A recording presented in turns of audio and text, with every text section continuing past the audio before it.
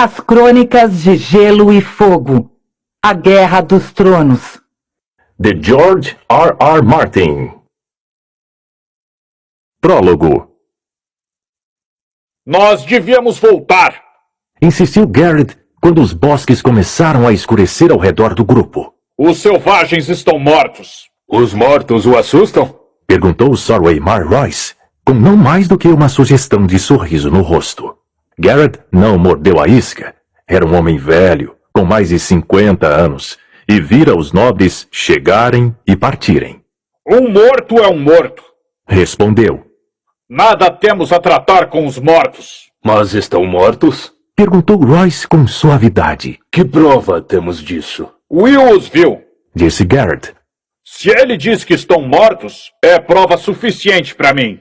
Will já sabia que o arrastariam para a discussão mais cedo ou mais tarde. Desejou que tivesse sido mais tarde. Minha mãe me disse que os mortos não cantam. Declarou Will. Minha ama de leite disse a mesma coisa, Will. Respondeu Royce. Nunca acredite em nada do que ouvir junto ao peito de uma mulher. Há coisas a aprender mesmo com os mortos. Sua voz ecoava bem alto na penumbra da floresta. Temos uma longa cavalgada pela frente. Salientou Garrett. 8 dias, talvez 9. E a noite está para cair. Sorwaymar Royce olhou para o céu de relance com desinteresse. Isso acontece todos os dias a esta hora. Você perde a virilidade do escuro, Garrett. Will via a boca de Garrett comprimida, a ira só a custo reprimida nos olhos que espreitavam sob o espesso capuz negro de seu manto.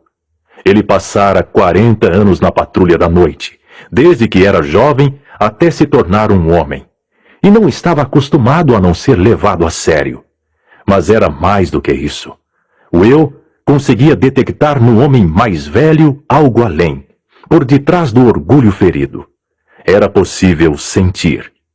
Uma tensão nervosa que se aproximava perigosamente do medo. Will partilhava o desconforto do outro homem. Havia 4 anos que estava na muralha. Quando fora enviado para lá, todas as velhas histórias ressurgiram em sua mente. E suas entranhas tinham virado água. Riria disso no futuro. Era agora um veterano de 100 patrulhas, e a sombria e infinita terra selvagem, a que os homens do sul chamavam de floresta assombrada, já não o aterrorizava. Até aquela noite. Algo parecia diferente então. Havia naquela escuridão algo ameaçador que fazia os pelos de sua nuca eriçarem. Cavalgavam havia 9 dias, para norte e noroeste, e depois de novo para norte, cada vez para mais distante da muralha, seguindo sem desvios a trilha de um bando de salteadores selvagens. Cada dia fora pior que o anterior. Aquele tinha sido o pior de todos. Um vento frio soprava do norte e fazia as árvores sussurrarem como coisas vivas. Durante todo o dia, Will tivera a sensação de que alguma coisa o observara. Algo frio e implacável que não gostava dele. Garrett também sentira. Will desejava com toda a sua força cavalgar diretamente de volta à segurança da muralha, mas este não era um sentimento que poderia partilhar com um comandante. Especialmente um comandante como aquele. Sorwaymar Royce era o filho mais novo de uma casa antiga com herdeiros demais. Era um jovem atraente de 18 anos, olhos cinzentos, elegante e esbelto como uma faca. Montado em seu enorme corcel negro, o cavaleiro elevava-se bem acima de Will e Garrett, montados em seus garranos. Trajava botas negras de couro, calças negras de lã, luvas negras de pele de toupeira e uma cota de malha negra cintilante e flexível por cima de várias camadas de lã negra e couro fervido. Sorwaymar era um irmão juramentado da patrulha da noite havia menos de meio ano, mas ninguém poderia dizer que não se preparara para sua vocação, pelo menos no que dizia respeito ao guarda-roupa. O manto constituía a consumação de sua glória, zibelina, espessa e negra, suave como o pecado. Aposto que foi ele mesmo quem as matou todas. Ah, com certeza, dissera Gerd na caserna, entre os vapores do vinho. Torceu-lhes as cabecinhas e arrancou-as, o nosso poderoso guerreiro. A gargalhada fora partilhada por todos. É difícil aceitar ordens de um homem de quem zombamos de copo na mão, refletiu Will, sentado, tremendo sobre o dorso do garrano. Gerd devia sentir o mesmo. Mormont nos disse para os encontrarmos. Encontramos. Disse Gerd. Estão mortos. Não voltarão a nos causar problemas. Temos uma dura cavalgada pela frente. Não gosto desse tempo. Se nevar, poderemos levar uma quinzena para regressar. E a neve é o melhor que podemos esperar. Alguma vez viu uma tempestade de gelo, milord? O nobre pareceu não ouvir. Estudava o crepúsculo, o que acentuava aquele seu modo meio aborrecido e meio distraído. Will já cavalgava com o cavaleiro havia tempo suficiente para compreender que era melhor não o interromper quando tinha aquela expressão. Diga-me de novo o que viu, Will, com todos os detalhes, sem faltar nada. Will fora um caçador antes de se juntar à patrulha da noite. Bem, na verdade, fora um caçador furtivo. Os cavaleiros livres de Malister tinham-no apanhado com a boca na botija nos bosques do próprio Malister, esfolando um de seus gamos, e pudera apenas escolher entre vestir-se de negro ou perder uma das mãos. Ninguém conseguia se mover pela floresta tão silenciosamente quanto Will, e os irmãos negros não demoraram muito tempo para descobrir seu talento. O acampamento fica 2 milhas mais à frente, depois daquela cumeada ao lado de um córrego. Disse Will. Cheguei o mais perto que me atrevi. Eles são 8, com homens e mulheres. Não vi crianças. Ergueram um abrigo contra a rocha. A neve já o cobriu bem, mas mesmo assim consegui descortiná-lo. Não vi nenhum fogo ardendo, mas a cova da fogueira ainda estava clara como o dia. Ninguém se movia. Observei durante muito tempo. Nunca um homem vivo ficou tão quieto. Viu algum sangue? Bem, não. Admitiu Will. Viu armas? Algumas espadas, uns tantos arcos. Um homem tinha um machado. Parecia ser pesado, com 2 lâminas, um cruel bocado de ferro. Estava no chão a seu lado, junto à sua mão. Prestou atenção na posição dos corpos? Will encolheu os ombros. 2 estão sentados junto ao rochedo. A maioria está no chão, parecem caídos. Ou adormecidos? Sugeriu Royce. Caídos. Insistiu Will. Há uma mulher numa árvore de pau-ferro, meio escondida entre os galhos. Uma olhos longos. Assegurei-me de que não me visse. Quando me aproximei, notei que ela também não se movia. Está com frio? Perguntou Royce. Um pouco. Murmurou Will. É o vento, meu senhor. O jovem cavaleiro virou-se para seu grisalho homem de armas. Folhas pesadas de geada suspiravam ao passar por eles, e o corcel movia-se de forma inquieta. Que acha que pode ter matado aqueles homens, Garrett? Perguntou Sorwaymar com ar casual, arrumando o longo manto de Zibelina. Foi o frio. Disse Gerd com uma certeza férrea. Vi homens congelarem no inverno passado e no outro antes deste, quando eu era garoto. Toda a gente fala de neve com 40 pés de profundidade. E do modo como o vento de gelo chega do norte uivando, mas o verdadeiro inimigo é o frio. Aproxima-se em silêncio, mais furtivo do que o Will. A princípio, estremece-se e os dentes batem, e bate-se com os pés no chão, e sonha-se com vinho quente, boas fogueiras quentes. Ele queima, como queima! Nada queima como frio, mas só durante algum tempo. Então, penetra no corpo e começa a enchê-lo. E passado algum tempo, já não se tem força suficiente para combatê-lo. É mais fácil limitarmos-nos a nos sentar ou a adormecer. Dizem que não se sente dor alguma perto do fim. Primeiro, fica-se fraco e sonolento, e tudo começa a se desvanecer. E depois é como afundar pacificamente num mar de leite morno. Quanta eloquência, Garrett! Observou Sorwaymar. Nunca suspeitei que a tivesse dentro de si. Também tive o frio dentro de mim, senhor.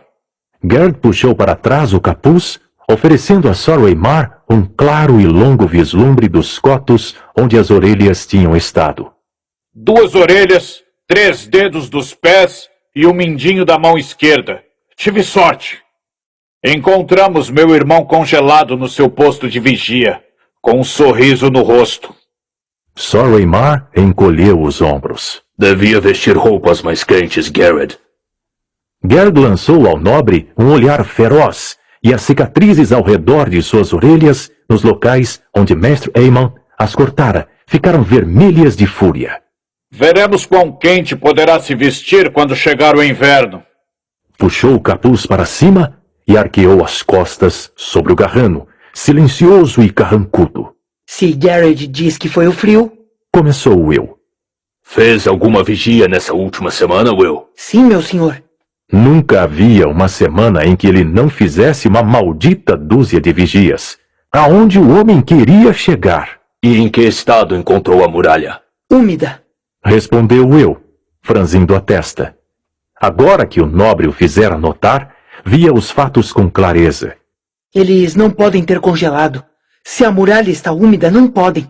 O frio não é suficiente. Royce assentiu. Rapaz esperto. Tivemos alguns frios passageiros na semana passada e uma rápida nevasca de vez em quando. Mas com certeza não houve nenhum frio suficientemente forte para matar 8 homens adultos. Homens vestidos de peles e couro, relembro, com um abrigo ali à mão e meios para fazer fogo. O sorriso do cavaleiro transbordava confiança. Will, leve-nos lá. Quero ver esses mortos com meus próprios olhos. E a partir desse momento nada mais havia a fazer. A ordem fora dada e a honra os obrigava a obedecer. Will seguiu à frente, com o pequeno garrano felpudo, escolhendo com cuidado o caminho por entre a vegetação rasteira.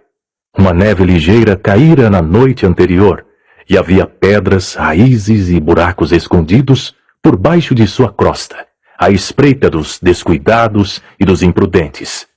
Sor-Eymar Royce vinha logo atrás, com o grande corcel negro resfolegando de impaciência. Aquele cavalo era a montaria errada para uma patrulha, mas tentem dizer isso ao nobre. Gerd fechava a retaguarda. O velho soldado resmungava para si mesmo enquanto avançava. O crepúsculo aprofundava-se. O céu sem nuvens tomou um profundo tom de púrpura, a cor de uma velha mancha escura, e depois se dissolveu em negro. As estrelas começaram a surgir. Uma meia-lua se ergueu. Will estava grato pela luz. Certamente podemos avançar mais depressa do que isto, disse Royce, depois de a lua se erguer por completo. Com este cavalo, não. Respondeu Will. O medo tornara-o insolente. Talvez meu senhor deseje tomar a dianteira? Sor-Eymar Royce não se dignou a responder. Em algum lugar nos bosques, um lobo uivou. Will levou o garrano para baixo de uma velha e nodosa árvore de pau-ferro e desmontou. Por que parou? Perguntou Sor-Eymar. É melhor ir o resto do caminho a pé, meu senhor. O lugar é logo depois daquela colina. Royce fez uma pausa momentânea, de olhos presos na distância e com o rosto pensativo. Um vento frio sussurrou por entre as árvores. O grande manto de Zibelina agitou-se nas costas como uma coisa semiviva. Há alguma coisa errada aqui, murmurou Gerd. O jovem cavaleiro lhe sorriu desdenhosamente. É mesmo? Não sentiu? Perguntou Gerd. Escute a escuridão. Will sentia. Em 4 anos na patrulha da noite, nunca sentira tanto medo. O que era aquilo? Vento. Ruído de árvores. Um lobo. Que som o apavora tanto, Garrett? Como este não respondeu, Royce deslizou graciosamente da sela. Atou com segurança o corcel a um galho baixo, bem afastado dos outros cavalos, e desembainhou a espada. Joias cintilaram no punho, e o luar percorreu o aço brilhante. Era uma arma magnífica, forjada num castelo e, segundo aparentava, novinha em folha. Will duvidava que alguma vez tivesse sido brandida em fúria. O arvoredo é espesso por aqui. Preveniu Will. Essa espada o atrapalhará, meu senhor. Uma faca é melhor. Se precisar de instruções, eu as pedirei. Disse o jovem senhor. Garrett, fique aqui. Guarde os cavalos. Gerd desmontou. Precisamos de uma fogueira. Cuidarei disso. Quanta tolice tem nessa cabeça, velhote! Se houver inimigos nessa floresta, uma fogueira é a última coisa que queremos. Há alguns inimigos que uma fogueira manterá afastados. Disse Gerd. Ursos, lobos gigantes e outras coisas. A boca de Sor Waymar transformou-se numa linha tensa. Não haverá fogo. O capuz ensombrecia o rosto de Gerd, mas Will conseguia ver a cintilação dura nos olhos que se fixavam no cavaleiro. Por um momento, temeu que o homem mais velho puxasse a espada. Era uma coisa curta e feia, com um punho desbotado pelo suor e o gume denteado pelo uso frequente. Mas Will não daria um pendão de ferro pela vida do nobre se Gerd a desembainhasse. Por fim, Gerd olhou para baixo. Não haverá fogo, Murmurou de forma quase inaudível. Royce tomou aquilo como aquiescência e virou-se. Indique o caminho. Disse a Will. Will desceu uma trilha através de um matagal. Depois, subiu o declive da colina baixa onde encontrara seu ponto de vigia por baixo de uma árvore sentinela. Sob a fina crosta de neve, o solo estava úmido e lamacento, escorregadio com rochas e raízes escondidas, prontas para provocar tropeços. Will não fez nenhum som enquanto subia. Atrás de si, ouvia o suave roçar metálico da cota de malha do nobre, o restolhar de folhas e pragas murmuradas quando galhos se prendiam à espada e puxavam um magnífico manto de zibelina. A grande árvore estava mesmo no topo da colina onde Will sabia que estaria, com os galhos inferiores quase tocando o solo. Will deslizou por baixo, com a barriga apoiada na neve e na lama, e olhou a clareira vazia mais abaixo. O coração parou em seu peito. Por um momento, não se atreveu a respirar. O luar brilhava acima da clareira, sobre as cinzas no buraco da fogueira, sobre o abrigo coberto de neve, sobre o grande rochedo e sobre o pequeno riacho meio congelado. Tudo estava como estivera algumas horas antes. Eles não estavam lá. Todos os corpos tinham desaparecido. Deuses! Ouviu alguém dizer atrás de si. Uma espada golpeou um galho quando Sor Waymar Royce atingiu o topo da colina. Ficou em pé ao lado da árvore, de espada na mão, com um manto a ondular nas costas, soprado pelo vento que se levantava, nobremente delineado contra as estrelas, para que todos o vissem. Abaixe-se! Sussurrou Will com urgência. Há algo errado. Royce não se moveu. Olhou para a clareira vazia e deu risada. Parece que seus mortos levantaram o acampamento, Will. A voz de Will o abandonou. Procurou palavras que não vieram. Não era possível. Seus olhos percorreram toda a extensão do acampamento abandonado e pararam no machado. Um enorme machado de batalha de 2 lâminas, ainda caído onde o vira pela última vez, intocado. Uma arma valiosa. De pé, Will! Ordenou Sor Waymar. Não há ninguém aqui. Não quero vê-lo escondido sob um arbusto. Relutante, Will obedeceu. Sor Waymar olhou-o com franca desaprovação. Não vou retornar a Castelo Negro com um fracasso em minha primeira patrulha. Vamos encontrar aqueles homens. Olhou de relance em volta. Suba na árvore. Seja rápido. Procure uma fogueira. Will virou-se sem palavras. Não valia a pena discutir. O vento soprava cortante. Dirigiu-se para a árvore, uma sentinela abobadada cinza esverdeado, e começou a subir. Em pouco tempo tinha as mãos pegajosas de seiva e estava perdido entre as agulhas. O medo revirava seu estômago, como uma refeição que não conseguia digerir. Murmurou uma prece aos deuses sem nome da floresta e libertou a adaga da bainha. Colocou-a entre os dentes para manter as mãos livres para a escalada. O sabor do ferro frio na boca o confortou. Embaixo, o nobre gritou sem aviso. Quem vem lá?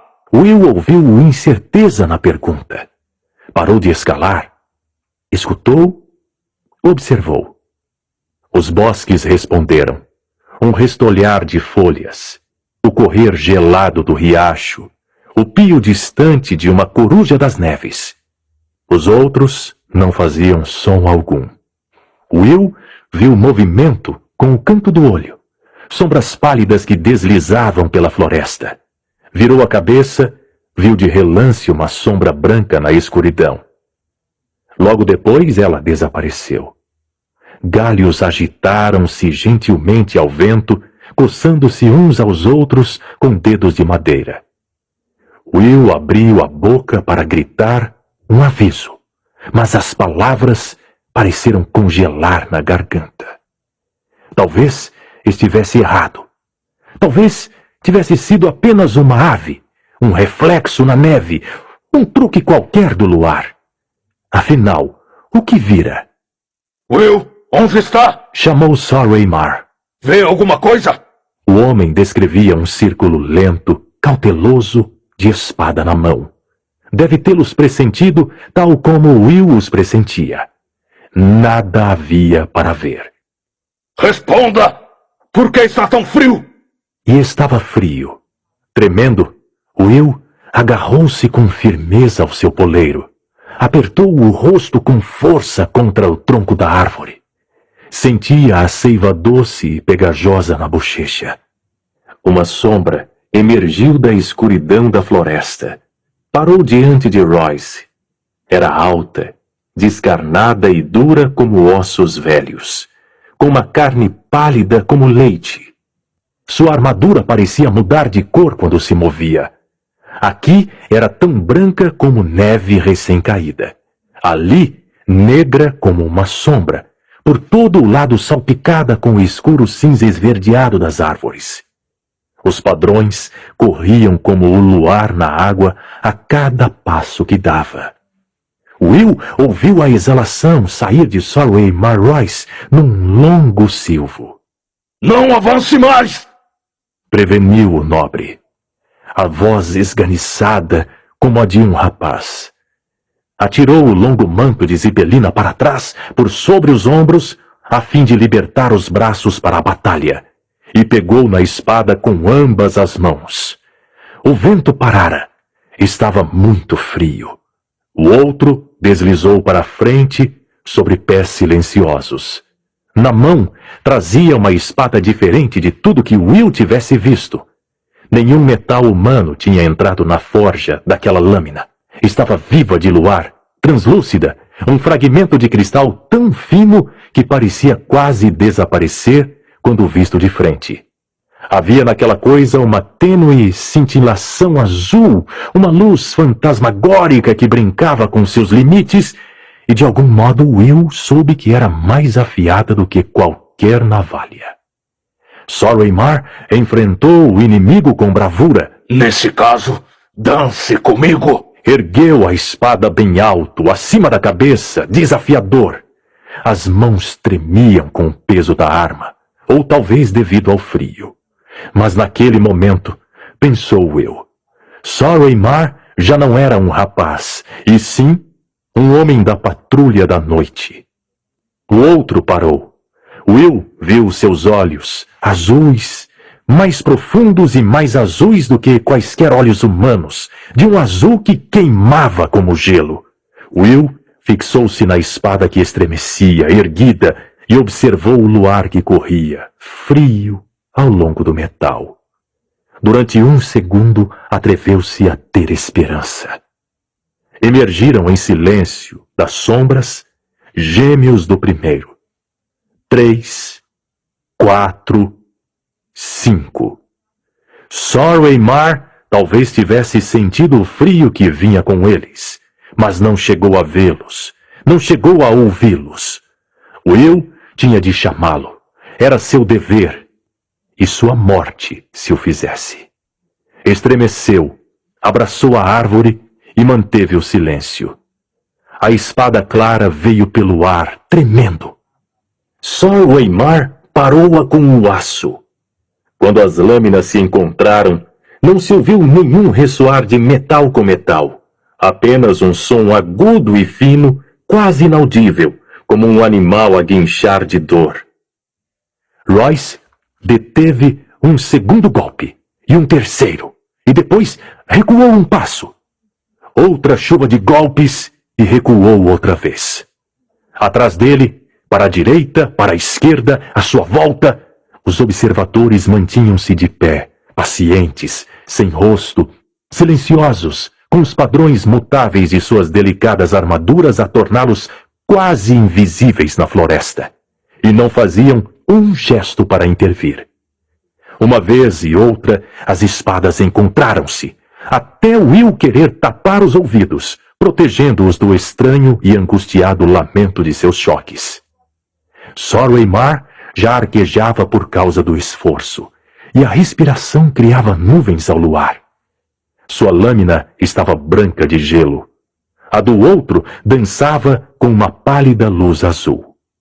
Então, o golpe de Royce chegou um pouco tarde demais. A espada cristalina trespassou a cota de malha por baixo de seu braço. O jovem senhor gritou de dor. Sangue surgiu por entre os aros, jorrando no ar frio, e as gotas pareciam vermelhas como fogo onde tocavam a neve. Os dedos de Sor Eimar tocaram o flanco. Sua luva de pele de toupeira veio empapada de vermelho. O outro disse qualquer coisa numa língua que Will não conhecia. Sua voz era como o quebrar do gelo num lago de inverno, e as palavras escarnecedoras. Sor Eimar Royce encontrou sua fúria. "Por Robert!" gritou e atacou rosnando, erguendo com ambas as mãos a espada coberta de gelo e brandindo-a num golpe lateral paralelo ao chão, carregado com todo o seu peso. O movimento de defesa do outro foi quase displicente. Quando as lâminas se tocaram, o aço despedaçou-se. Um grito ecoou pela noite da floresta, e a espada quebrou-se numa centena de pedaços, espalhando os estilhaços como uma chuva de agulhas. Royce caiu de joelhos, guinchando, e cobriu os olhos. O sangue jorrou por entre seus dedos. Os observadores aproximaram-se uns dos outros, como que em resposta a um sinal. Espadas ergueram-se e caíram, tudo num silêncio mortal. Era um assassinato frio. As lâminas pálidas atravessaram a cota de malha como se fosse seda. Will fechou os olhos. Muito abaixo, ouviu as vozes e os risos, aguçados como pingentes. Quando reuniu coragem para voltar a olhar, um longo tempo se passara, e a colina lá embaixo estava vazia. Ficou na árvore, quase sem se atrever a respirar, enquanto a lua foi rastejando lentamente pelo céu negro. Por fim, com os músculos cheios de cãibras e os dedos dormentes e frio, desceu. O corpo de Royce jazia de barriga para baixo na neve, com um braço aberto. O espesso manto de Zibelina tinha sido cortado numa dúzia de lugares. Jazendo assim morto, via-se como era novo, um rapaz. Will encontrou o que restava da espada a alguns pés de distância, com a extremidade estilhaçada e retorcida, como uma árvore atingida por um relâmpago. Ajoelhou-se e olhou em volta com cautela e a apanhou. A espada quebrada seria sua prova. Gerd saberia compreendê-la, e se não soubesse, então haveria o velho urso de Mormont ou Mestre Aemon.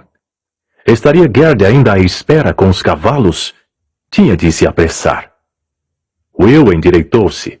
Só Eimar Royce erguia-se sobre ele. Suas belas roupas eram farrapos, o rosto uma ruína.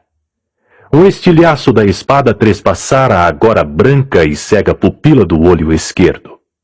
O olho direito estava aberto. A pupila queimava, azul. Via.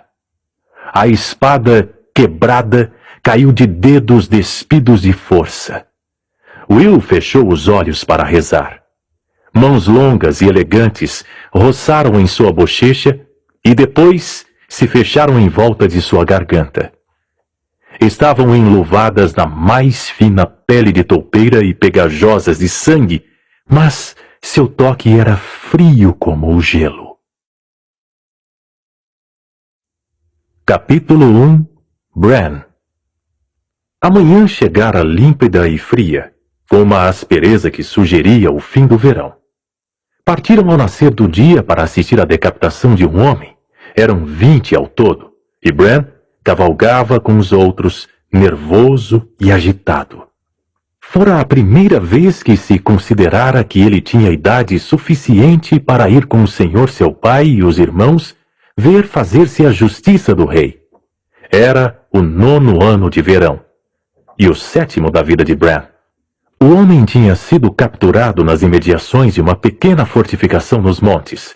Robb pensava que se tratava de um selvagem, com a espada a serviço de Mance Rayder, o rei para lá da muralha. Pensar nisso fazia a pele de Bran formigar. Lembrava-se das histórias que a velha ama lhes contava à lareira. Os selvagens eram homens cruéis, dizia, escravagistas, assassinos e ladrões. Faziam amizade com gigantes e vampiros, raptavam meninas na calada da noite e bebiam sangue em cornos polidos. E suas mulheres deitavam-se com os outros durante a longa noite e geravam medonhas crianças meio humanas. Mas o homem que encontraram amarrado pelos pés e pelas mãos ao muro da fortificação, à espera da justiça do rei, era velho e descarnado, não muito mais alto do que Robb. Perdera ambas as orelhas e um dedo, queimados pelo frio, e vestia-se todo de negro como um irmão da patrulha da noite, não estivessem as peles esfarrapadas e besuntadas de gordura. As respirações de homens e cavalos misturavam-se em nuvens de vapor no ar frio da manhã, quando o senhor seu pai ordenou que cortassem as cordas que prendiam o homem ao muro e o arrastassem até junto do grupo.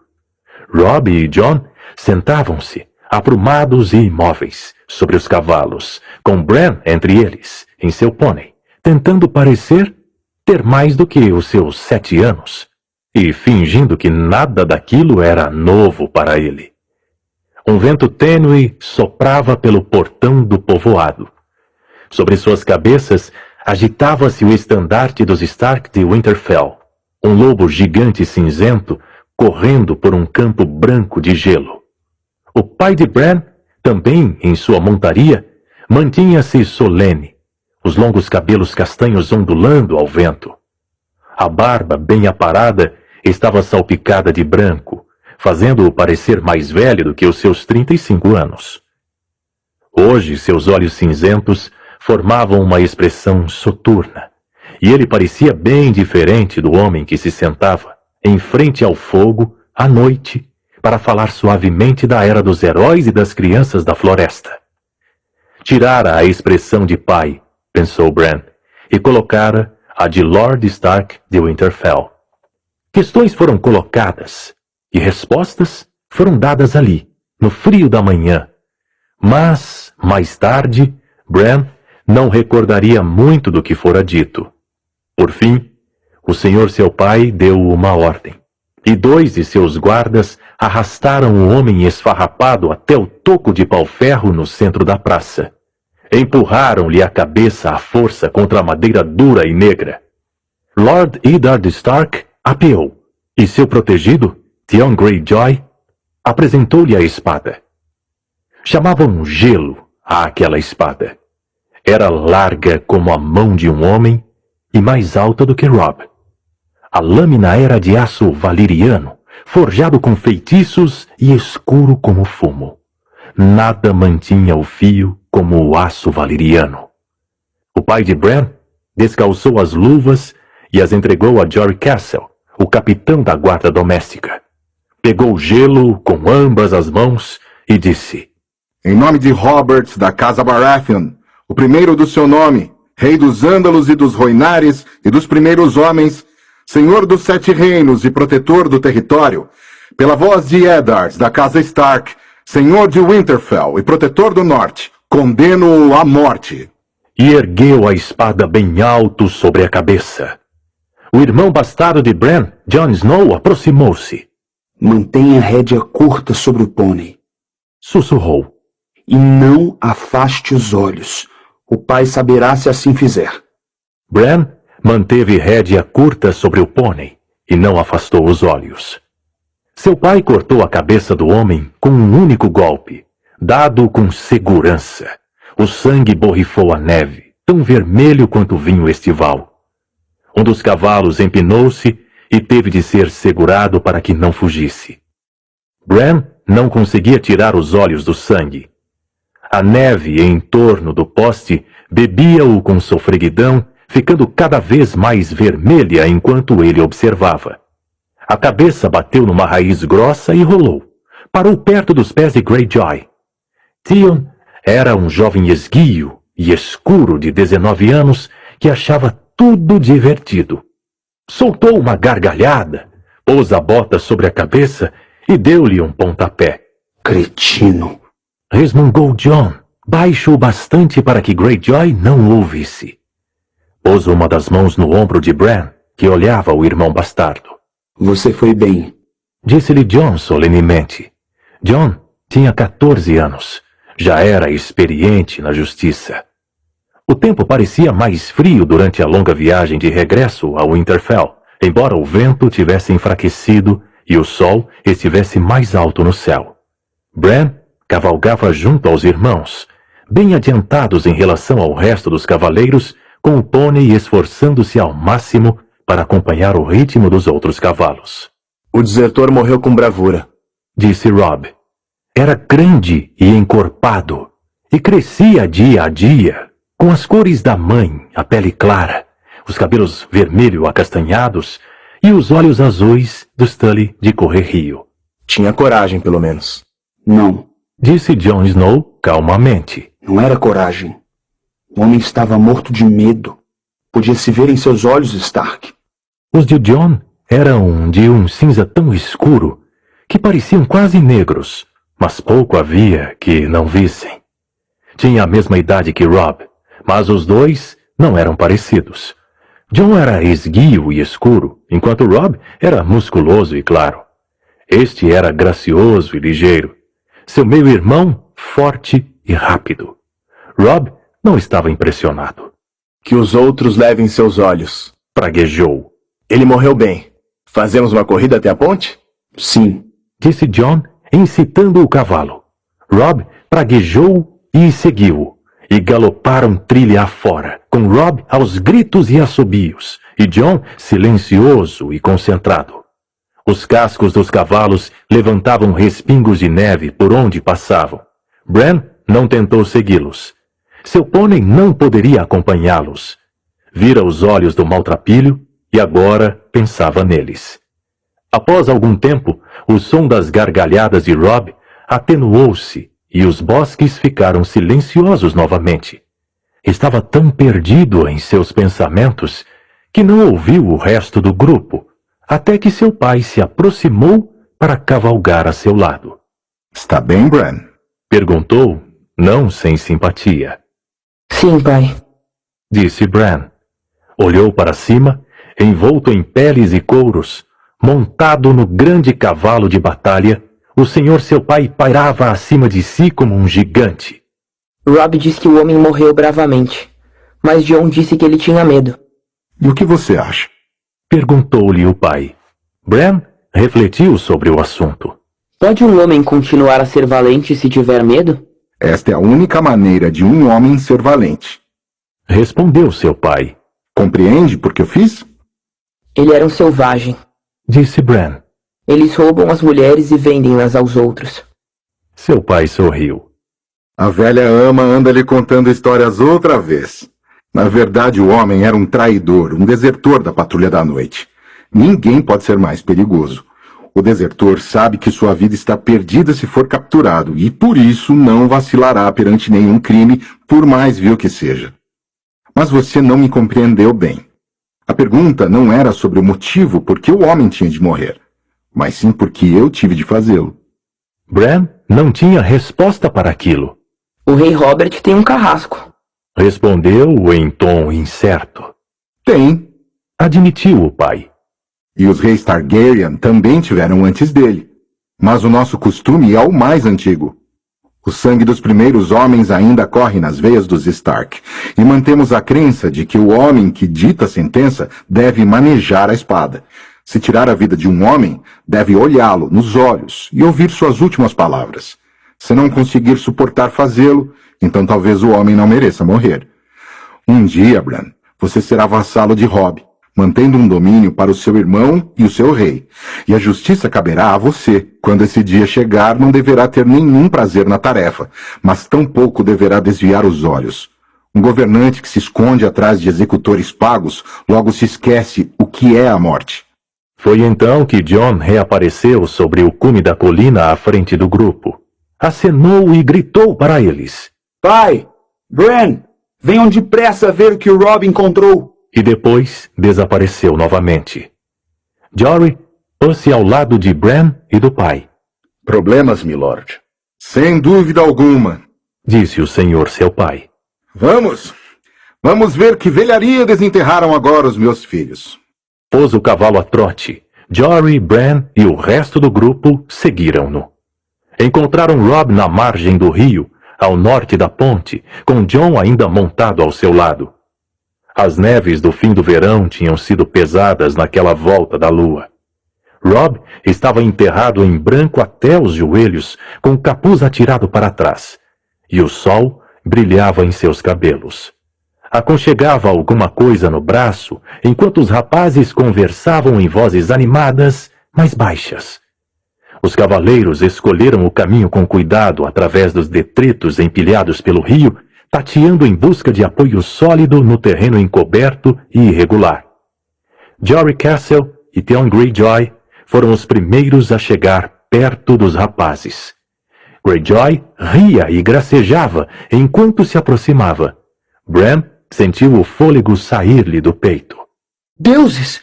Exclamou Greyjoy, lutando para manter o controle do cavalo enquanto levava a mão à espada.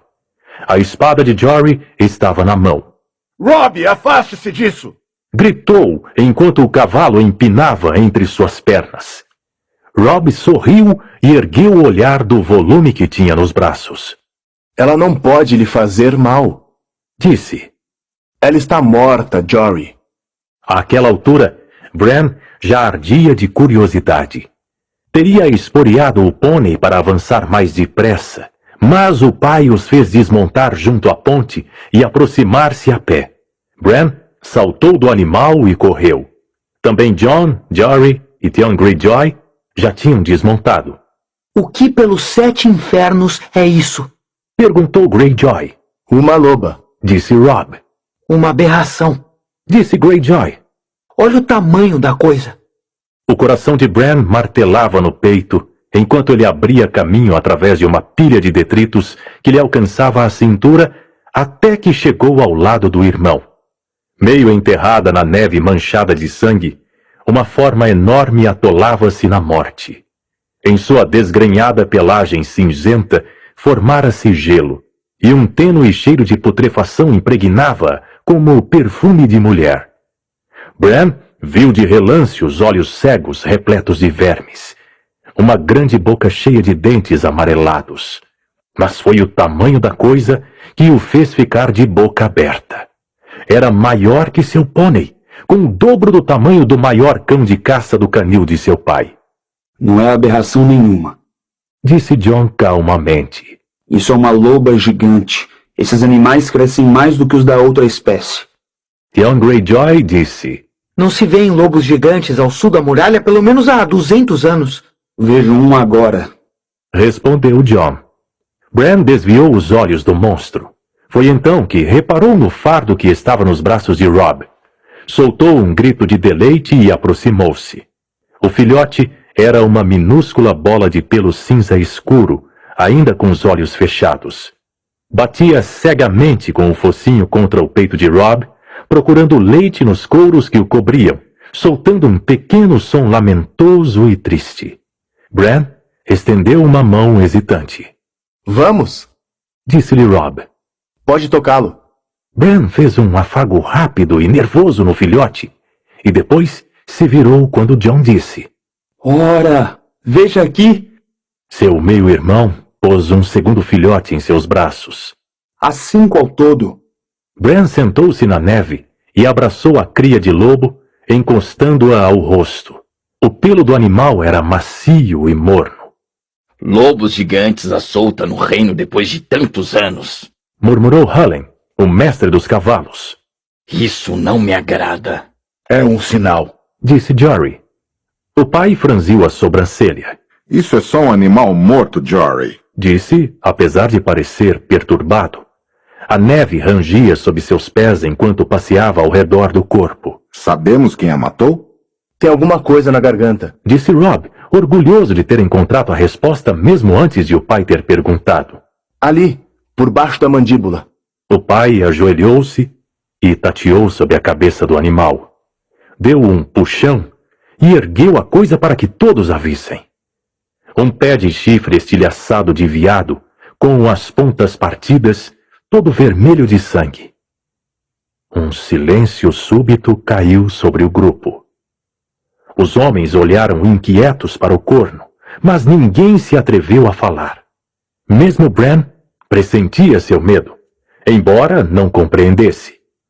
O pai atirou o chifre para o lado e limpou as mãos na neve.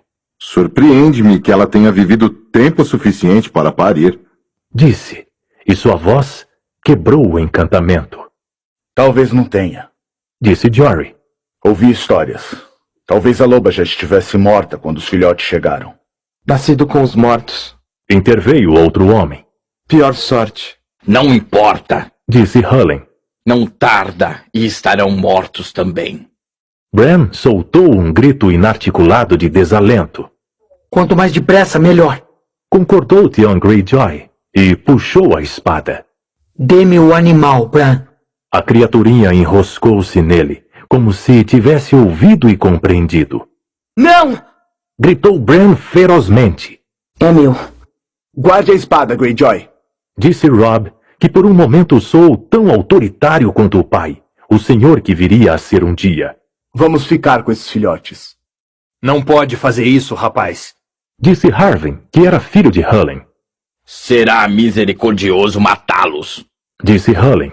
Bran olhou o senhor seu pai em busca de salvação, mas só recebeu um franzir de senho, uma testa cheia de sulcos. Hullen fala a verdade, filho. É melhor uma morte rápida do que uma lenta, de frio e fome. Não! Sentia que lágrimas lhe brotavam dos olhos e afastou-se. Não queria chorar na frente do pai. Rob resistia com teimosia. A cadela vermelha de Sir Roderick pariu de novo na semana passada. Disse. Foi uma ninhada pequena, só com 2 cachorros vivos.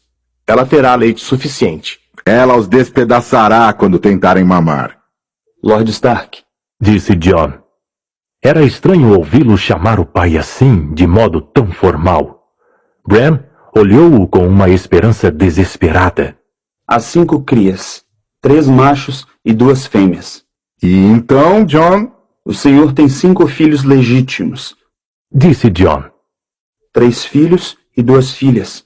O lobo gigante é o selo de sua casa. Seus filhos estão destinados a ficar com esta ninhada, milord. Bran viu o rosto do pai mudar e os outros homens trocarem olhares. Naquele momento, amou Jon de todo o coração. Mesmo com seus 7 anos, Bran compreendeu o que o irmão fizera. A conta estava certa apenas porque Jon se omitira. Incluíra as moças e até Rickon, o bebê. Mas não o bastardo que usava o apelido Snow, o nome que, pelo costume, devia ser dado a todos aqueles que, no norte, eram suficientemente infelizes para não possuir um nome seu. O pai também o compreendera. Não quer uma cria para você, Jon? Perguntou brandamente. O lobo gigante honra os estandartes da casa Stark. Retrucou Jon. Eu não sou um Stark, pai. O senhor seu pai o olhou, pensativo. Robb apressou-se a preencher o silêncio que ele deixara. Cuidarei eu próprio dele, pai. Prometeu. Embeberei uma toalha em leite morno e assim lhe darei de mamar. Eu também. Disse Bran num eco. O senhor avaliou os filhos longa e cuidadosamente. É fácil dizer, mas é difícil fazer. Não quero vê-los desperdiçando com isso o tempo dos criados. Se querem esses filhotes, vocês os alimentarão. Entendido? Bran assentiu com ardor. O animal se contorceu em seus braços e lambeu-lhe o rosto com uma língua morna. Devem treiná-los também, disse-lhes o pai. Devem ensiná-los. O mestre do canil não vai querer lidar com esses monstros, garanto a vocês. E que os deuses os protejam se negligenciarem, maltratarem ou treinarem mal esses animais. Esses não são cães que pedem festas ou que se esquivam a um pontapé. Um lobo gigante é capaz de arrancar o braço de um homem com tanta facilidade quanto um cão mata uma ratazana. Tem certeza de que querem isso? Sim, pai. Disse Bran. Sim. Concordou Robb. Os filhotes podem morrer de qualquer modo, apesar de tudo que fizerem. Eles não morrerão. Disse Robb. Não deixaremos que morram. Fiquem com eles então. Jory, Desmond, recolham os demais. É tempo de regressarmos ao Winterfell. Foi só depois de terem montado e de se terem posto a caminho que Bran se permitiu saborear o doce ar da vitória. A essa altura, seu filhote estava aconchegado entre seus couros, quente contra seu corpo, a salvo para a longa viagem de volta. Bran perguntava-se como haveria de chamá-lo. No meio da ponte, Jon puxou subitamente as rédeas. O que houve, Jon? Perguntou o senhor seu pai. O senhor não ouviu? Bran ouvia o vento das árvores, o ruído dos cascos nas tábuas de pau-ferro, os lamentos da cria faminta.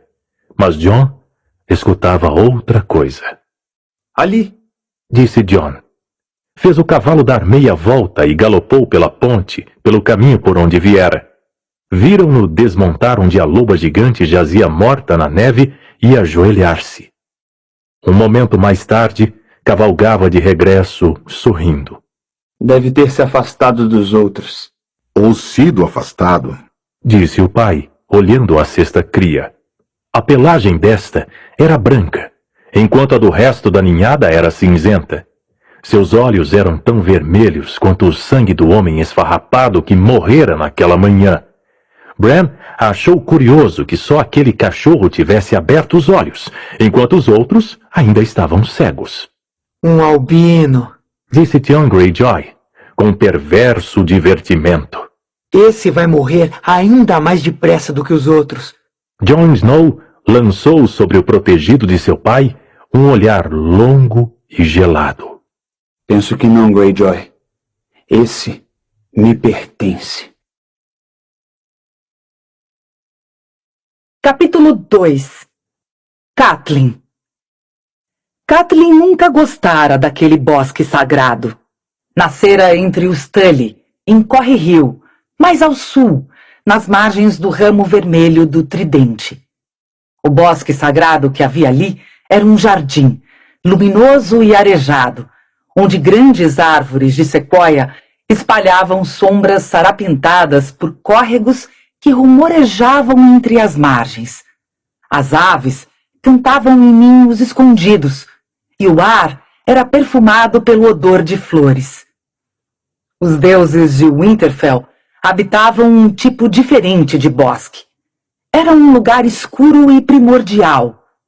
3 acres de floresta antiga, intocada ao longo de 10.000 anos, enquanto o castelo se levantava a toda a sua volta. Cheirava a terra úmida e a decomposição. Ali não crescia sequoia. Aquele era um bosque de obstinadas árvores sentinelas, revestidas de agulhas cinza esverdeado, de poderosos carvalhos, de árvores de pau-ferro tão velhas quanto o próprio reino. Ali, espessos troncos negros enroscavam-se uns aos outros, enquanto galhos retorcidos teciam um denso dossel elevado e raízes deformadas batalhavam sob o solo. Aquele era um lugar de profundo silêncio e sombras meditativas, e os deuses que ali viviam não tinham nomes. Mas ela sabia que naquela noite encontraria ali seu marido.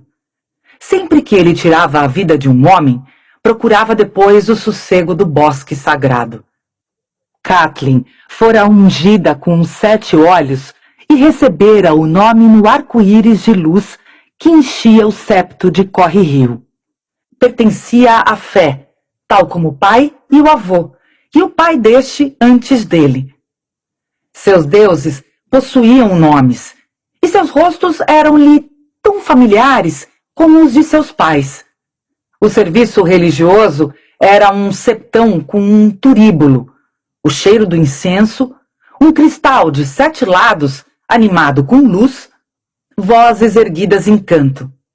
Os Tully mantinham um bosque sagrado, como todas as grandes casas, mas era apenas um lugar para passear, ler ou ficar deitado ao sol.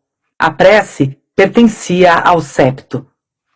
Para ela, Ned tinha construído um pequeno septo onde podia cantar as 7 faces de Deus, mas o sangue dos primeiros homens ainda corria nas veias dos Stark, e seus deuses eram os antigos, os deuses sem nome nem rosto da Mata Verde que partilhavam com os filhos desaparecidos da floresta.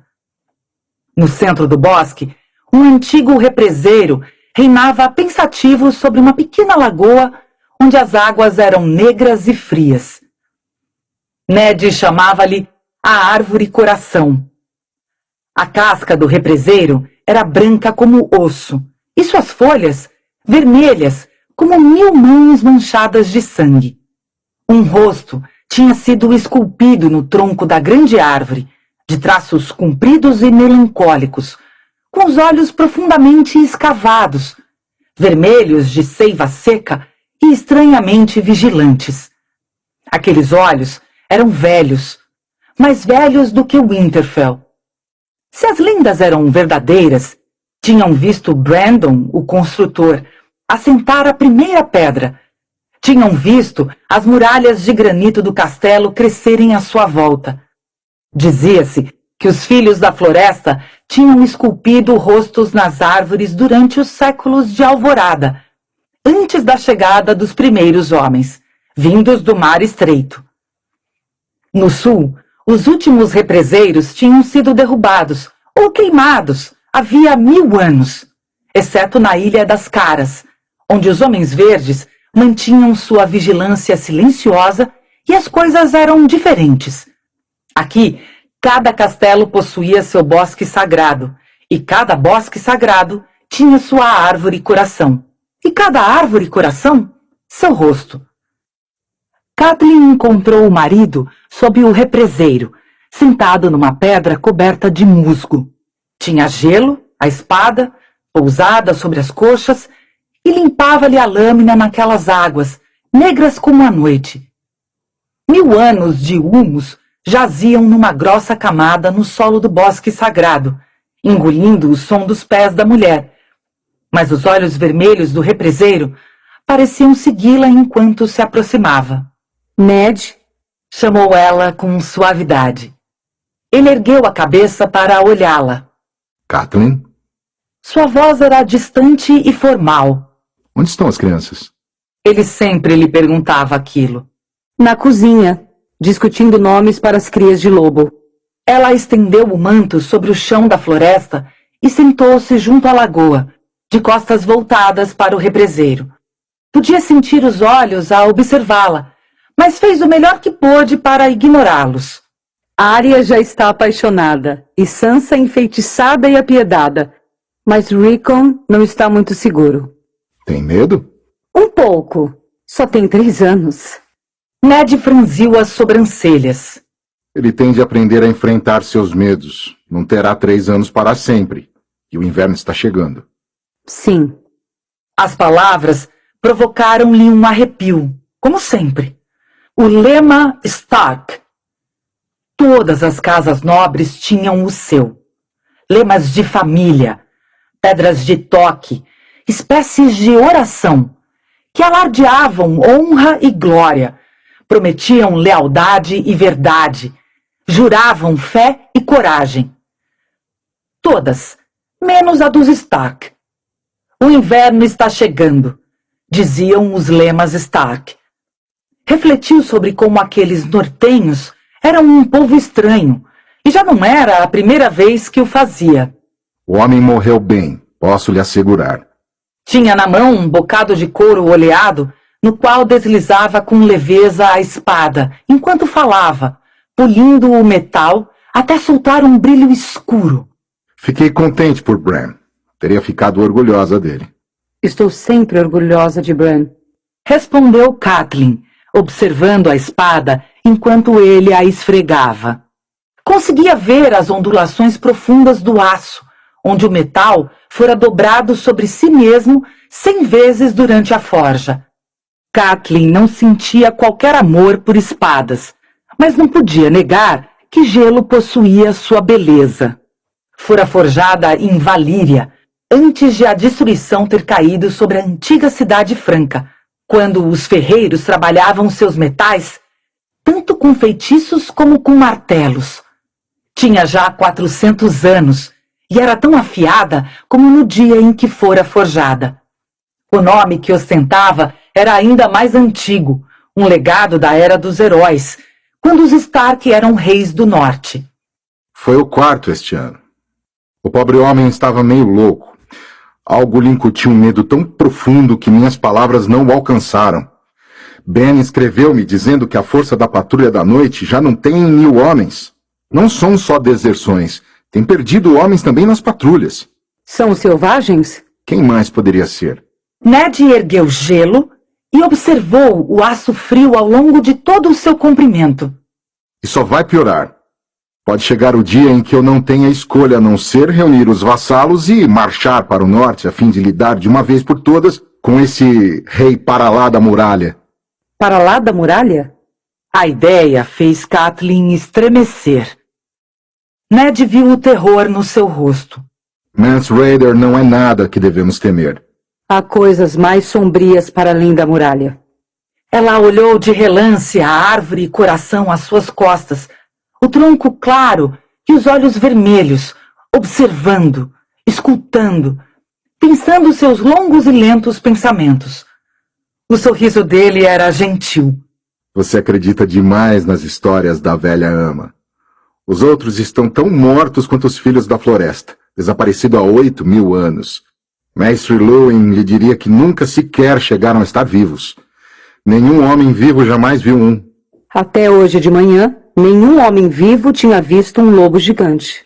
Já devia saber que não se pode discutir com uma Tully. Disse ele com um sorriso triste e devolveu gelo à sua bainha.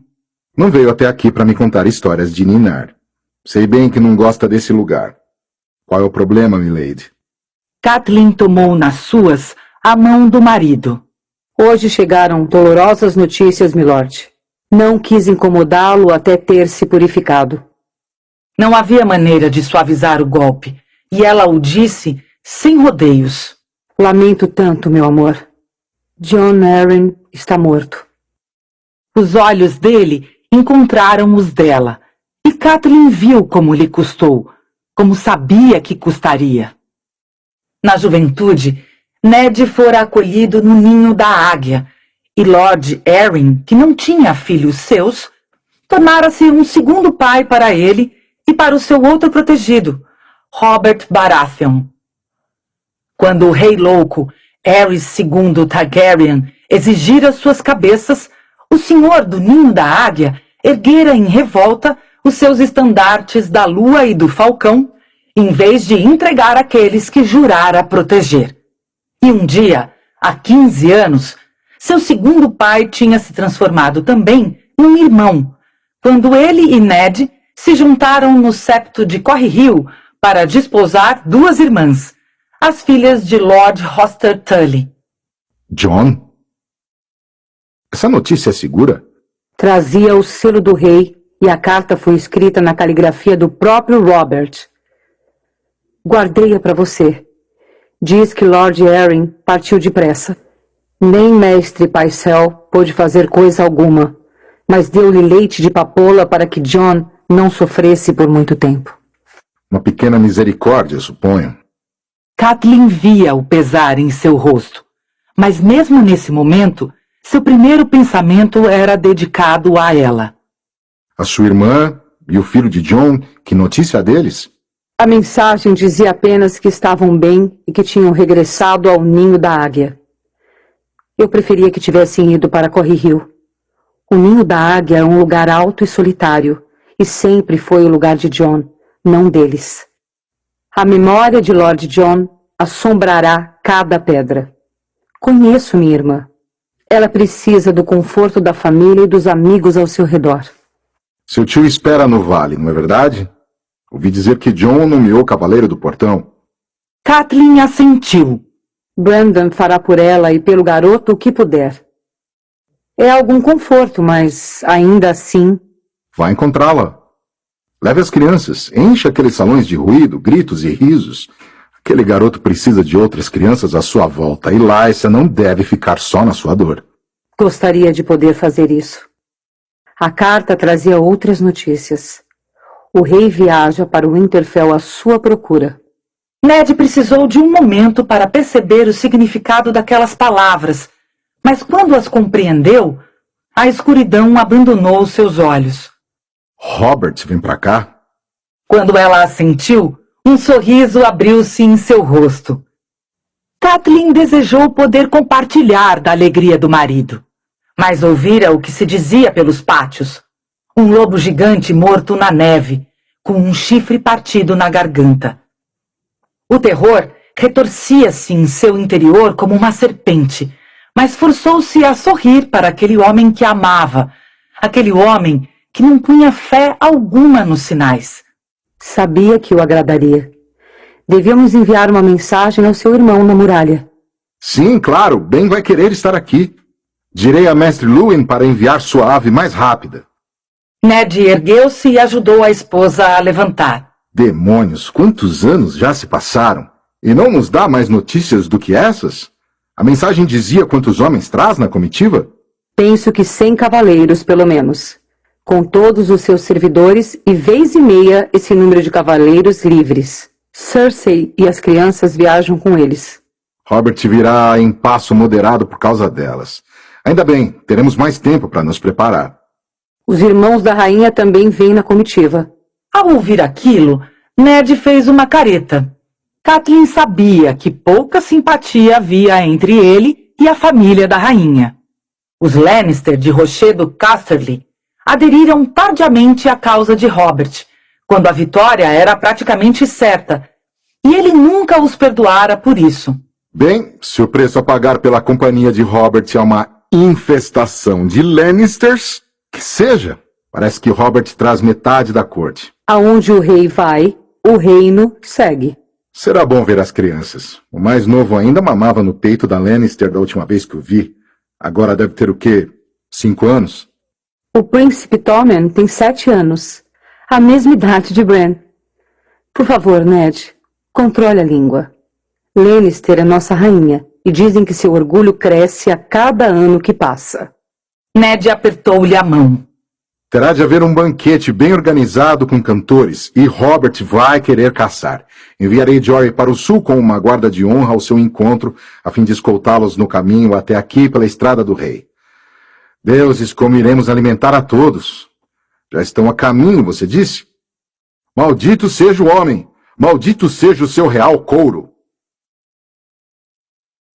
Capítulo 3.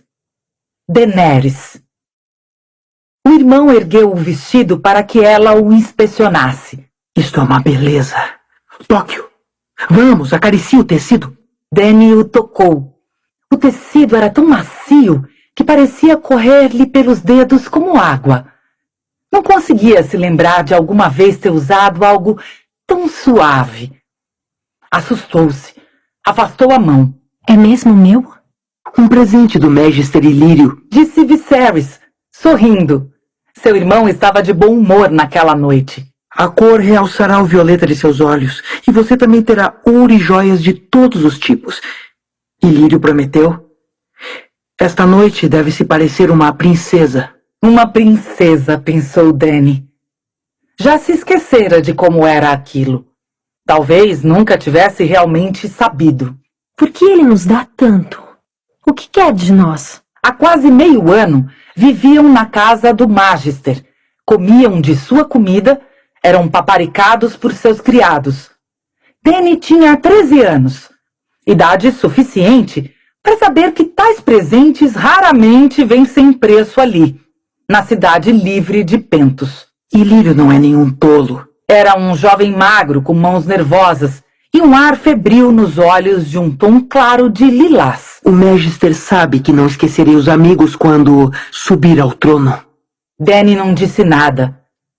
Magister Ilírio era um comerciante de especiarias, pedras preciosas, ossos de dragão e outras coisas menos palatáveis. Tinha amigos em todas as 9 cidades livres, dizia-se, e mesmo além delas, em Vaes Dothrak e nas terras das fábulas junto ao Mar de Jade. Também se dizia que nunca tinha tido um amigo que não fosse capaz de vender alegremente pelo preço justo.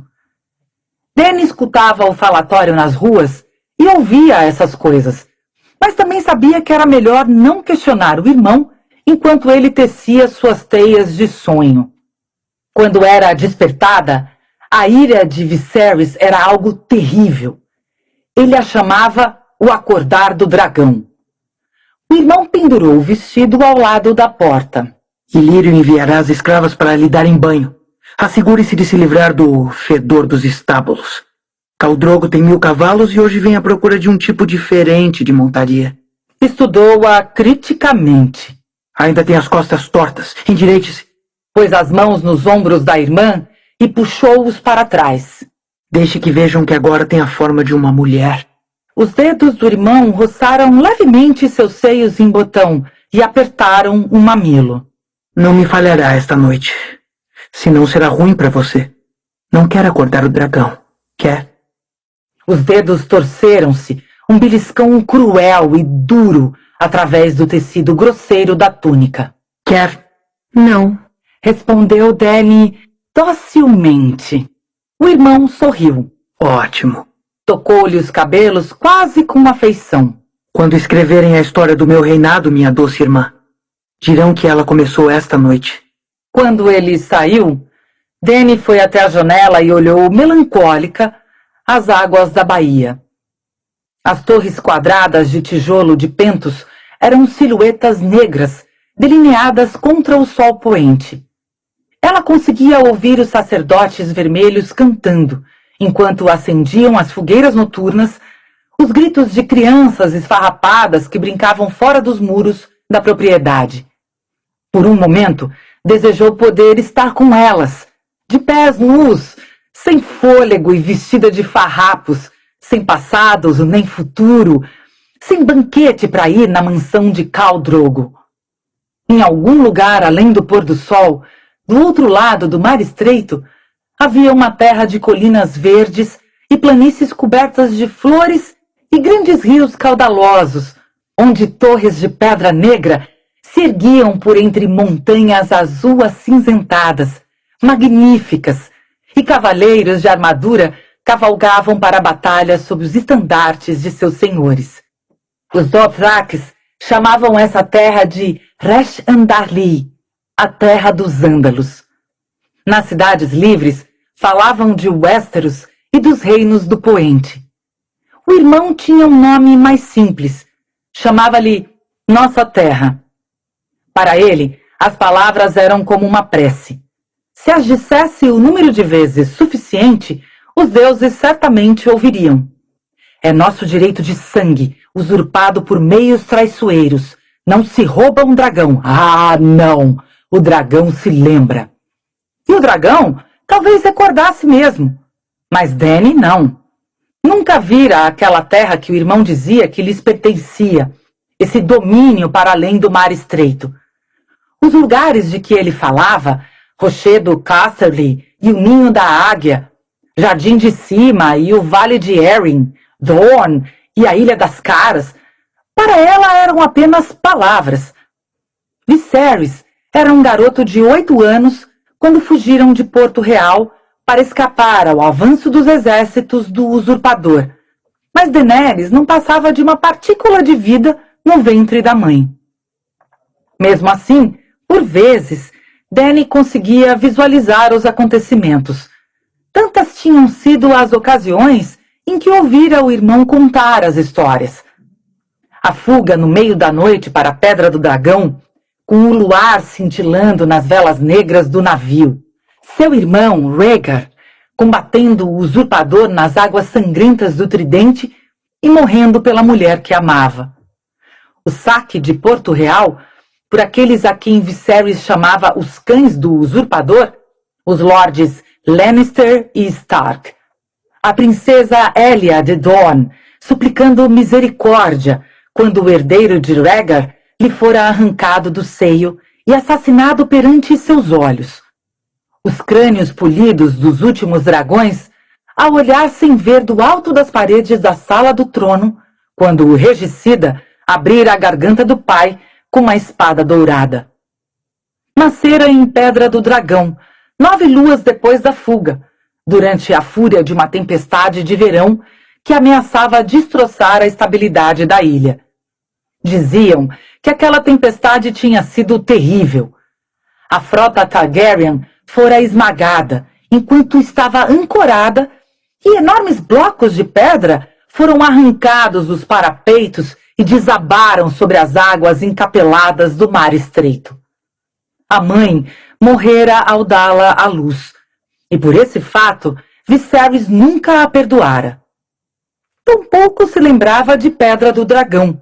Tinham fugido de novo, imediatamente antes de o irmão do usurpador zarpar com sua nova frota.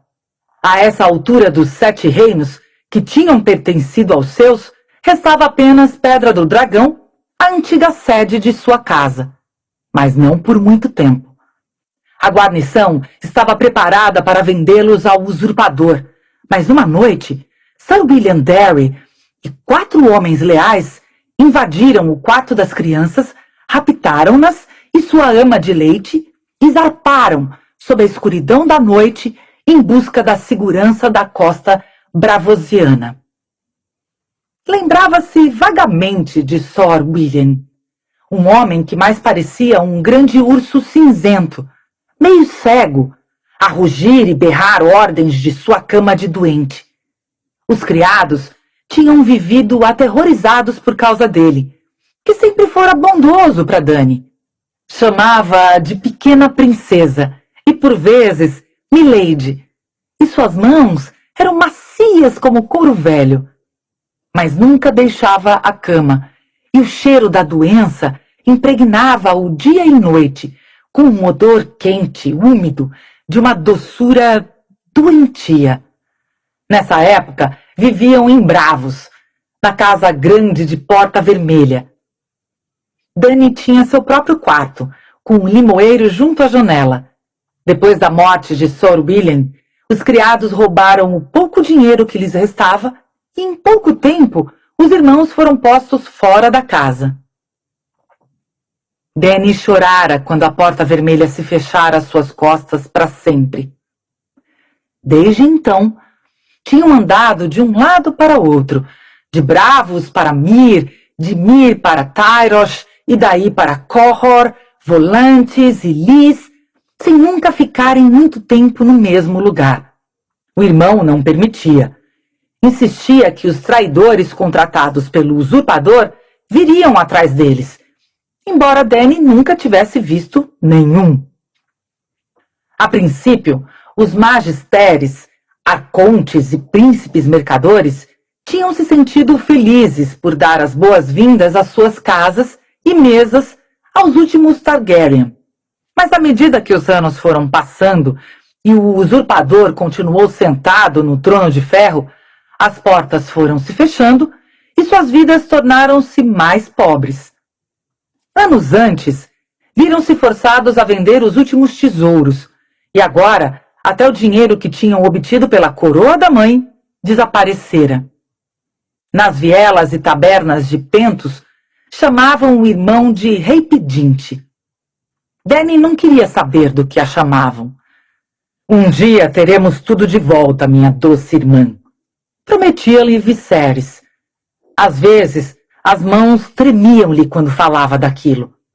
As joias e as sedas, Pedra do Dragão e Porto Real, o Trono de Ferro e os 7 Reinos, tudo que nos roubaram teremos tudo de volta. Ele vivia para esse dia.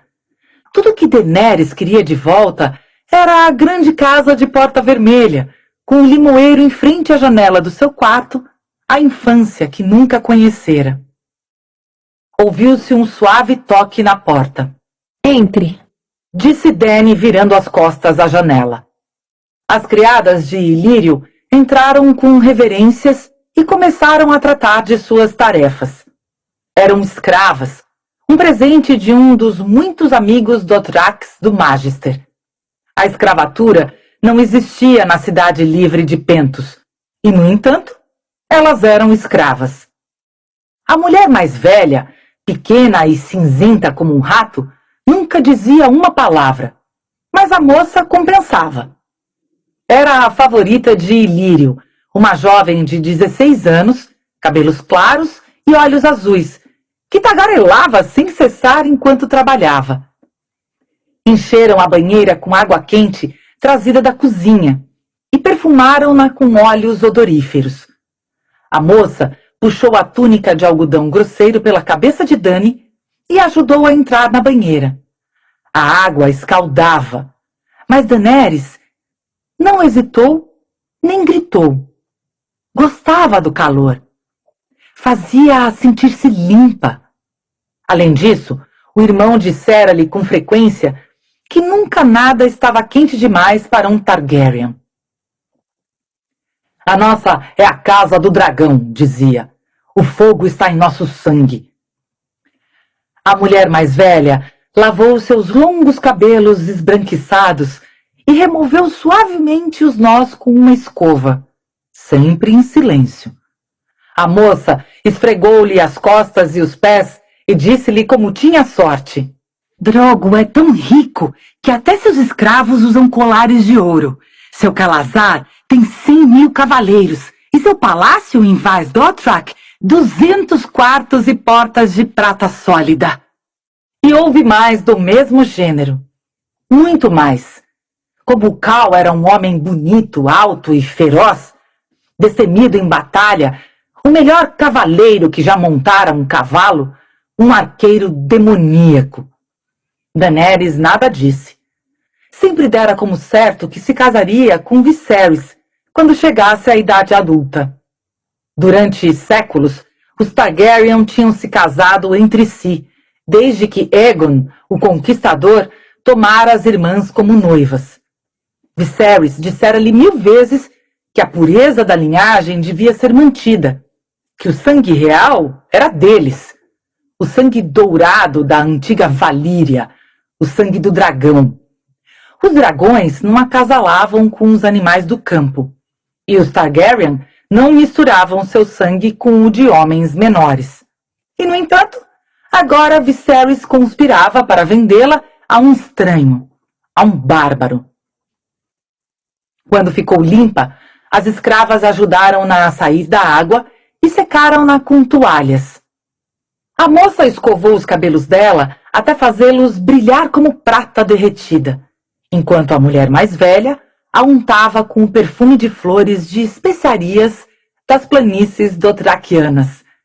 Um salpico em cada pulso, atrás das orelhas, na ponta dos seios e, por fim, um refrescante lá embaixo, entre as pernas. Vestiram-lhe a roupa de baixo que Magister Ilírio lhe enviara, e depois o vestido, de seda, com um profundo tom de ameixa para realçar o violeta de seus olhos. A moça enfiou-lhe as sandálias douradas nos pés, enquanto a mulher mais velha lhe fixava a tiara na cabeça e fazia deslizar pulseiras douradas, incrustadas de ametistas em seus pulsos. O último adorno foi o colar, um pesado cordão de ouro torcido, ornado com antigos glifos valerianos. Agora sim se parece com uma princesa, disse a moça sem fôlego quando terminaram. Dany olhou de relance para sua imagem no espelho prateado que Ilírio tão previdentemente lhe fornecera. Uma princesa, pensou, mas lembrou-se do que a moça dissera, de como Khal Drogo era tão rico que até seus escravos usavam colares de ouro. Sentiu um súbito arrepio percorrer os braços nus. O irmão a esperava na frescura do átrio, sentado à beira da fonte, arrastando a mão pela água. Pôs-se em pé quando ela surgiu e observou-a com olhos críticos. Vem aqui. Vire-se. Sim. Ótimo. Você tem um ar... Real? Disse Magister Ilírio, entrando por uma arcada. Movia-se com uma delicadeza surpreendente para um homem tão corpulento. Sob vestimentas soltas de seda cor de fogo, nuvens de gordura oscilavam enquanto ele caminhava. Pedras preciosas cintilavam em todos os dedos, e seu criado olhara-lhe a barba amarela, bifurcada, até que brilhasse como ouro verdadeiro. Que o Senhor da Luz a banhe em bênçãos neste tão afortunado dia, Princesa Daenerys, disse o Magister quando lhe tomou a mão. Inclinou a cabeça, mostrando um fino relance de dentes amarelos e tortos através do dourado da barba. Ela é uma visão, Vossa Graça. Uma visão, exclamou, dirigindo-se a Viserys. Drogo ficará arrebatado. É magra demais, disse Viserys. Seus cabelos, do mesmo tom loiro prateado dos dela, tinham sido puxados para trás e bem atados por uma presilha de osso de dragão. Era um visual severo, que dava ênfase às linhas duras e esguias de seu rosto. Pousou a mão no punho da espada que Ilírio lhe emprestara e disse: Tem certeza de que Khal Drogo gosta de suas mulheres assim tão novas? Ela já teve o seu sangue. Tem idade suficiente para o Khal, respondeu Ilírio, e já não era a primeira vez que dizia aquilo. Olhe para ela. Esses cabelos loiros prateados, esses olhos púrpuros. Ela é do sangue da antiga Valíria, sem dúvida. Sem dúvida. E bem nascida. Filha do antigo rei e irmã do novo. Não é possível que não arrebate nosso Drogo. Quando Ilírio soltou sua mão, Daenerys percebeu que estava tremendo. Suponho que sim, disse o irmão em tom duvidoso. Os selvagens têm gostos estranhos. Rapazes, cavalos, ovelhas. É melhor não sugerir isso a Khal Drogo. A ira flamejou nos olhos lilazes de Viserys. Toma-me por tolo! O Magister fez uma ligeira reverência. Tomo-o por um rei. Aos reis falta a cautela dos homens comuns. Minhas sinceras desculpas se o ofendi. Virou-se e bateu palmas para chamar os carregadores. As ruas de Pentos estavam escuras como breu, quando saíram na elaboradamente esculpida liteira de Ilírio. 2 criados iam à frente para iluminar o caminho, transportando ornamentadas lanternas a óleo com vidraças de um azul claro, e uma dúzia de homens fortes conduziam a liteira aos ombros. O espaço lá dentro, atrás das cortinas, era quente e apertado. Dany conseguia sentir o fedor da carne pálida de Ilírio sob seus pesados perfumes. O irmão, esparramado em almofadas a seu lado, nada notava. Sua mente estava longe, do outro lado do mar estreito. Não necessitaremos de todo o seu calazar, disse Viserys. Os dedos brincavam no punho da lâmina emprestada, embora Dany soubesse que ele nunca usara uma espada de verdade. 10.000 serão suficientes. Posso varrer os 7 reinos com 10.000 guerreiros Dothrakis. O domínio se erguerá em nome do seu rei de direito. Tyrell, Redwyne, Darry, Greyjoy não sentem mais amor pelo usurpador do que eu. Os homens de Dorne ardem pela possibilidade de vingar Elia e os seus filhos, e as pessoas simples estarão conosco. Elas choram por seu rei. Olhou ansioso para Ilírio. Choram, não é verdade? São seu povo e o amam bastante. Disse amavelmente Magister Ilírio. Em povoados por todo o território, os homens fazem brindes secretos à sua saúde, enquanto as mulheres cosem estandartes do dragão e os escondem até o dia de seu regresso do outro lado das águas. Encolheu os maciços ombros. Ou pelo menos é o que me dizem meus agentes. Dany não tinha agentes. Nenhuma maneira de saber o que alguém estaria fazendo ou pensando do outro lado do Mar Estreito. Mas desconfiava das palavras doces de Ilírio, do mesmo modo que desconfiava de tudo o que dizia a respeito a ele. O irmão, contudo, gesticulava com ardor. Matarei eu mesmo, usurpador. Prometeu ele que nunca matara ninguém.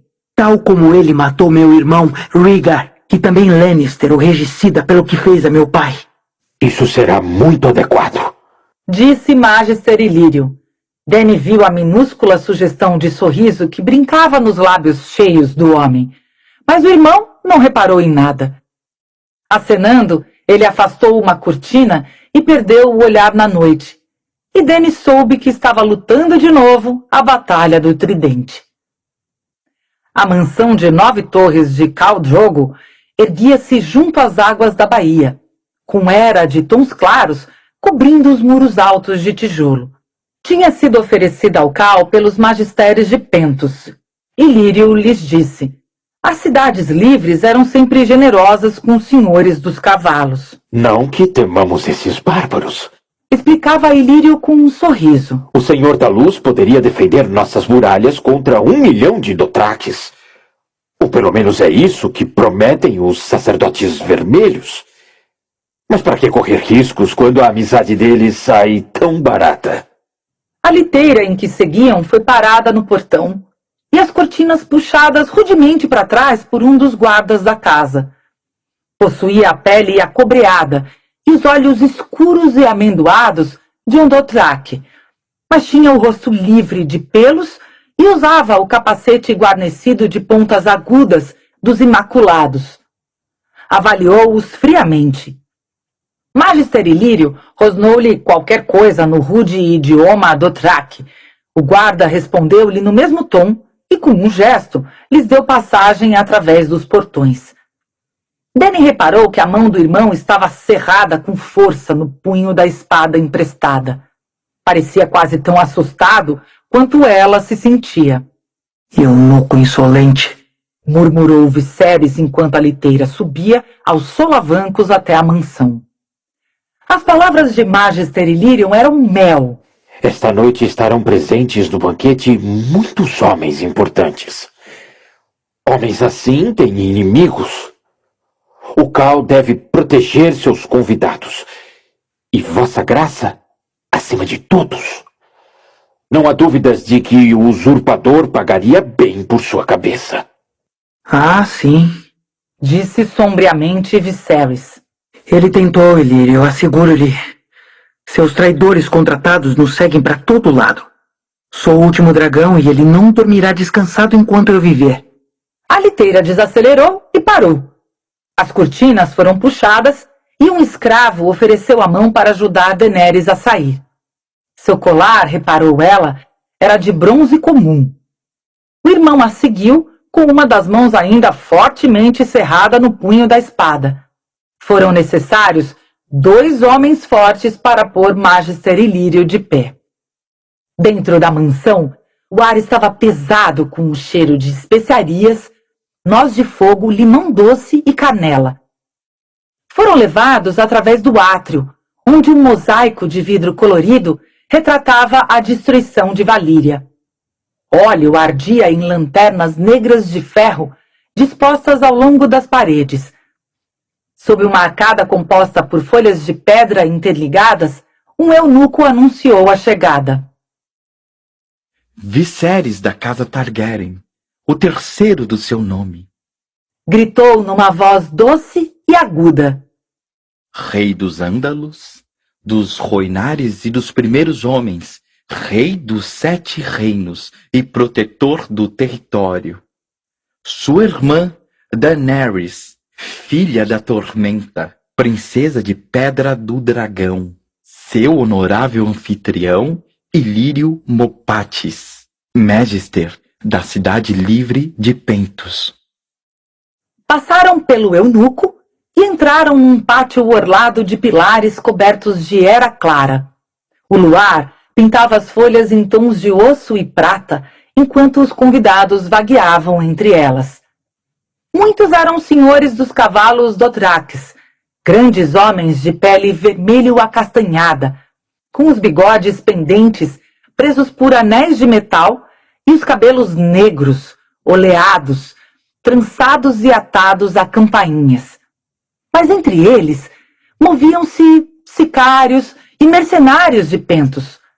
Mir e Tyrosh, um sacerdote vermelho ainda mais gordo que Ilírio, homens peludos vindos do porto de Iben, e senhores das Ilhas do Verão, com a pele negra como o ébano. Daenerys olhou a todos maravilhada e compreendeu, com um súbito sobressalto de medo, que era a única mulher ali. Ilírio sussurrou-lhes. Aqueles 3 são os companheiros de sangue de Drogo. Ele mostrou. Junto ao pilar está Calmuro com o filho Rogoro. O homem de barba verde é irmão do Arconte de Tyrosh, e o homem que está atrás dele é Sor Jorah Mormont. O último nome capturou a atenção de Daenerys. Um cavaleiro? Nem mais, nem menos. Ilírio sorriu sob a barba. Ungido com os 7 olhos pelo próprio Alto Septão. Que faz ele aqui? O usurpador quis vê-lo morto. Uma afrontazinha qualquer. Vendeu alguns caçadores furtivos a um traficante de escravos de Tyrosh, em vez de entregá-los à patrulha da noite. Uma lei absurda. Um homem deve ser autorizado a fazer o que bem entender com seus bens. Quero falar com Ser Jorah antes do fim da noite. Dany deu por si, olhando com curiosidade o cavaleiro. Era um homem velho, com mais de 40 anos e quase calvo. Mas mantinha-se forte e em forma. Em vez de sedas e algodão, trajava lã e couro. Sua túnica era verde escura, bordada com a imagem de um urso negro sobre 2 patas. Ainda observava aquele estranho homem proveniente da pátria que nunca conhecera, quando o Magister Ilírio colocou a mão úmida em seu ombro nu. Ali, doce princesa, sussurrou, está o próprio Cal. Dany quis fugir e se esconder, mas o irmão a observava, e ela sabia que acordaria o dragão se lhe desagradasse. Ansiosa, virou-se e olhou o homem que Viserys esperava que pedisse para desposá-la antes de a noite acabar. A jovem escrava não se enganara muito, pensou. Khal Drogo era uma cabeça mais alto do que o mais alto dos homens na sala, mas de certo modo leve de pés, tão gracioso como a pantera que havia na coleção de Ilírio. Era mais novo do que ela pensara. Não tinha mais de 30 anos. A pele era da cor de cobre polido, e o espesso bigode estava preso com anéis de ouro e bronze. Devo ir fazer as minhas apresentações, disse Magister Ilírio. Esperem aqui. Eu o trarei até vocês.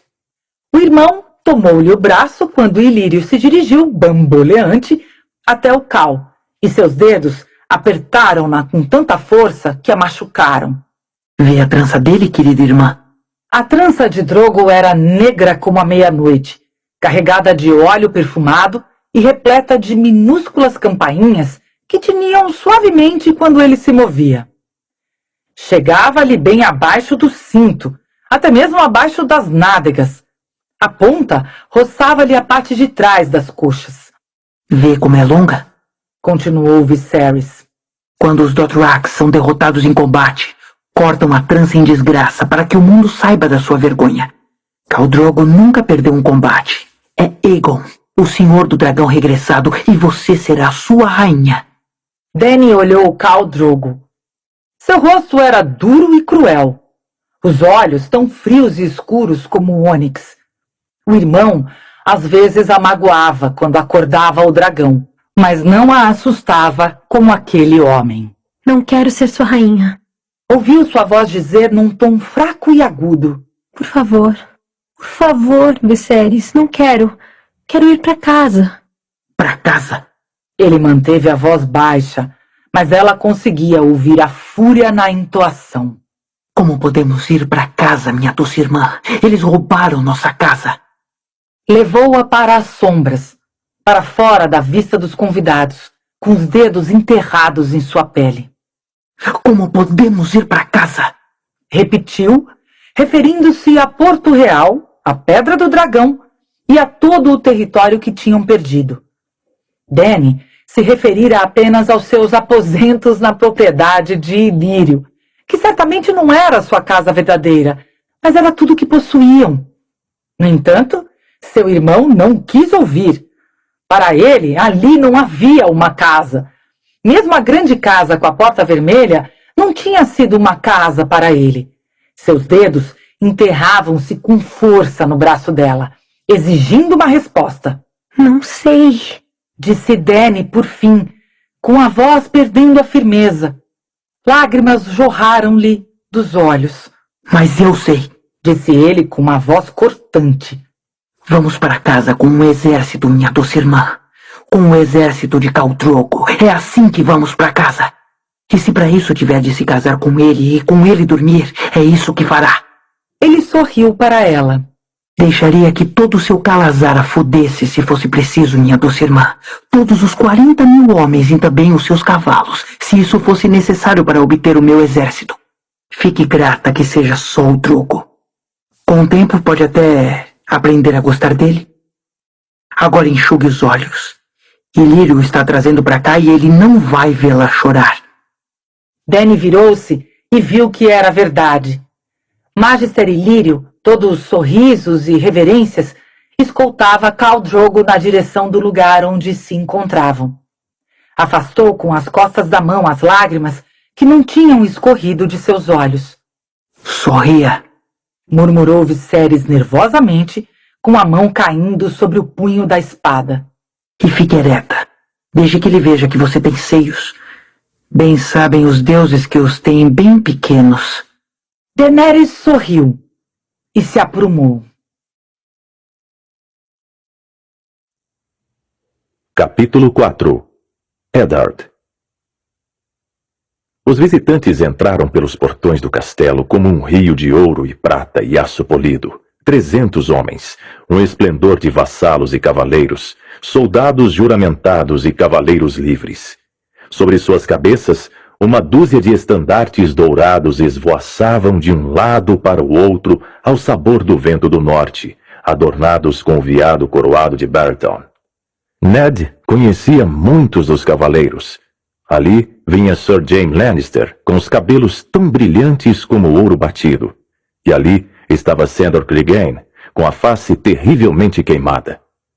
O rapaz alto ao seu lado só podia ser o príncipe herdeiro, e aquele homenzinho atrofiado atrás era certamente o duende, Tyrion Lannister. Mas o homem enorme que vinha à frente da coluna, flanqueado por 2 cavaleiros que usavam o manto branco como a neve da guarda real, pareceu a Ned quase um estranho. Até saltar de cima de seu cavalo de batalha com um rugido familiar e o esmagar num abraço de partir os ossos. Ned! Como é bom ver essa sua cara congelada! O rei o observou de cima a baixo e soltou uma gargalhada. Não mudou nem um pouco. Ned gostaria de poder dizer o mesmo.